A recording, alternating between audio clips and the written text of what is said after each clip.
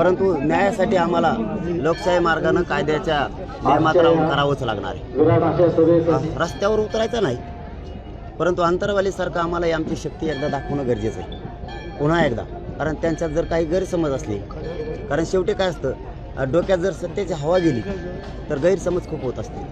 त्यांच्या लक्षात येत नाही मराठा समाज ताकदीनं आता एकत्र झालेले कधीच फुटू शकत नाही. आता मी 4 दिवस झालं बघतोय, ते म्हणत होते मराठा समाज आमच्या सोबत आहे किंवा खुश आहे. एकही राज्यातला मराठा समाज खुश नाही आहे 10% आरक्षण दिल्यामुळे. तुम्हाला आणखीनही चान्स आहे. मी या पिंपळनेरमधून मीडियाच्या बांधवाच्या माध्यमातून मुख्यमंत्री आणि गृहमंत्र्यांना जाहीर सांगतो, तुम्ही बाकीच्या भानगडीत पडू नका, तुम्ही मला खेटायचा प्रयत्न करू नका.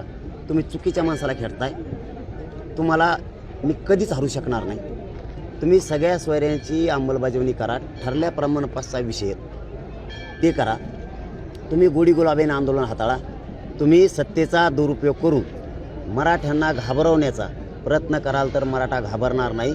तुम्ही अंमलबजावणी करा. हेच मराठे तुम्हाला डोक्यावर घेऊन नसणार आहेत. नसता मी मात्र ओबीसीतून आरक्षण घेतल्याशिवाय आता तुम्हाला सुट्टी देत नाही.